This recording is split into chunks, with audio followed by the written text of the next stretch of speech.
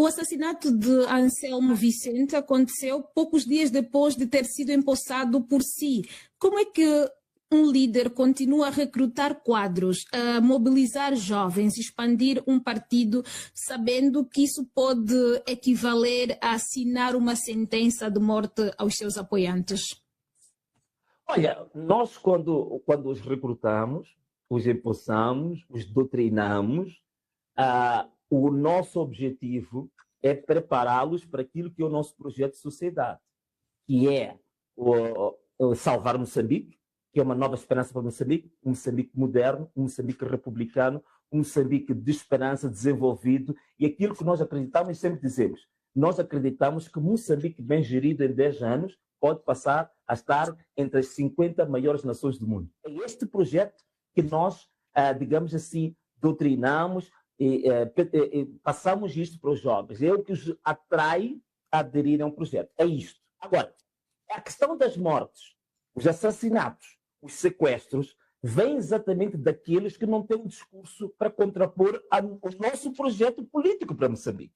Aquilo que eu tenho dito, se eles realmente, que dizem que têm 60 anos de experiência política, por que não vêm interpelar a nós politicamente, intelectualmente, socialmente? Por que não fazem? Nós estamos a trazer ideias, estamos a trazer projetos, estamos a trazer uma forma alternativa de governação e eles, como não têm capacidade desta interpelação, eles interpelam-nos exatamente pela bala, pela força, pelos assassinatos. Falando nas alternativas de governação, o encontro com Daniel Chapo em 2027 criou grande expectativa de pacificação. Hoje, olhando para os assassinatos e perseguições que denuncia, sente que foi ingenuidade acreditar num diálogo institucional? Não, quer dizer, diga-me, nunca é ingenuidade e nunca te podes arrepender de teres agido em plena consciência, de boa vontade, de boa fé e com uma intenção nobre para a sociedade. Nunca te arrependas disso. E esses valores eu tenho-os comigo e vou carregá-los sempre comigo. E se alguém me perguntar, farias o mesmo hoje? Claro que faria. Se tudo aquilo que for para salvaguardar o bem comum, logicamente eu vou fazer 1, 2, 3, 4, 5 enésimas vezes, infinitas vezes. Agora, depende de quem é que está, digamos, é o nosso interlocutor, se tem os mesmos princípios ou não. Infelizmente, eu noto que eles não têm esses princípios, mas nós os temos. Então, eu não me arrependo disso, nem acho que tenha sido ingenuidade. Eu acho que eu fui escravo da minha consciência, escravo daquilo que eu digamos assim, me dediquei e me convenci que é a minha missão em Moçambique. É a minha missão neste mundo, que é servir aos outros, que é servir ao bem comum. E isso eu sempre vou fazê-lo. Sabe dizer por que isso só acontece aos membros do Anamola? E também vimos que sobre este último assassinato, esse último assassinato dizia acontece poucos dias depois da PGR ter dito que a morte de Elvino Dias foi por questões pessoais. O que tem a dizer?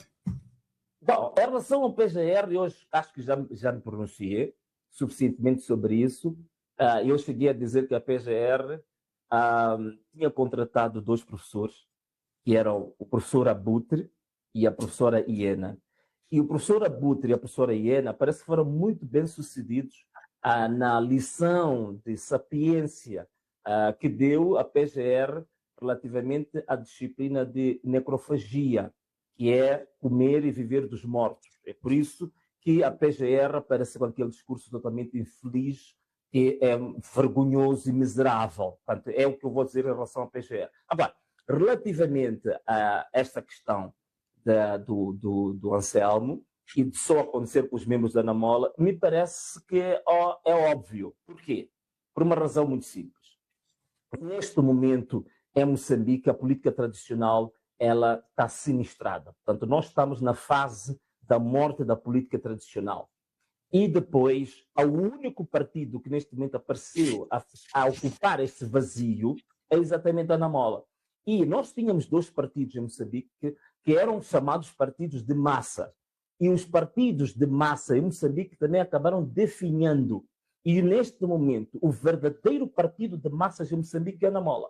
Mas também não é uma questão apenas de ter uma base social de apoio grande, mas é também pelos projetos que nós trazemos. O Anamola é o único partido e o primeiro partido de Moçambique que introduziu a inovação tecnológica aliada à política. Por exemplo, nós trouxemos o primeiro cartão de membresia absolutamente eletrônico em Moçambique. Fomos os primeiros. A Frelimo já quer nos imitar. Nós fomos o primeiro partido em Moçambique em 8 meses apenas a apresentar maior número de propostas de políticas públicas, de iniciativas legislativas, numa dimensão 3 vezes superior que o Parlamento consegue fazer em 5 anos. E nós só fizemos em 8 meses. Então, estes elementos todos, a capacidade técnica, intelectual, humana, criativa, tecnológica do Anamola, que está muito à frente dos outros, aliada a uma base social de apoio muito larga, extremamente larga, que ocupamos espaços que diziam que eram espaços tradicionais de alguns partidos mais antigos, e nós estamos lá. Antes éramos chamados de partido do Facebook. Hoje, você vai para as aldeias mais recônditas de Moçambique, todo mundo sabe quem é Anamola, todo mundo sabe quem é o Venâncio. E nós comprovamos isso durante a campanha. Nós fizemos campanhas em distritos que não há eletricidade, não há internet. Nós chegávamos lá e encontrávamos um apoio extraordinário, multidões atrás de nós, sem bandeiras, sem camisetas, sem promessa de comida. Pegavam nos lençóis das suas próprias casas, desenhavam a bandeira da Anamola, desenhavam o nome do Venâncio. Nós encontramos isso. Então, isto aqui é que é o grande problema. Os partidos tradicionais, sobretudo o que está no governo há mais de 50 anos, não conseguem ter nenhuma resposta política, não conseguem ter nenhuma resposta social, não conseguem ter nenhuma resposta intelectual em relação ao grande desafio que o Anamola está a colocar à política nacional e à política atual.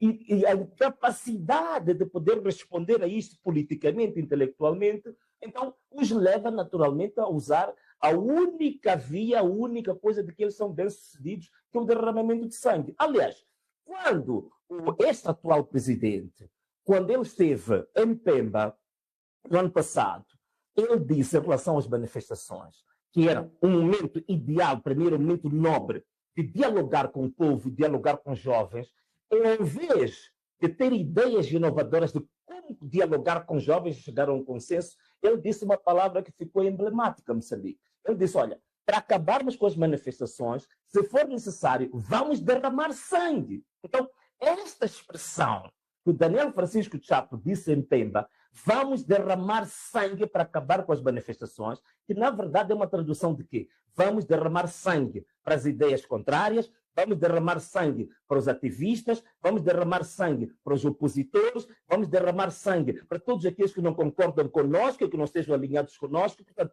esta que era a extensão mais alargada do discurso que ele pronunciou em Pemba. E vamos ver que de lá para cá, é exatamente o que estão a fazer.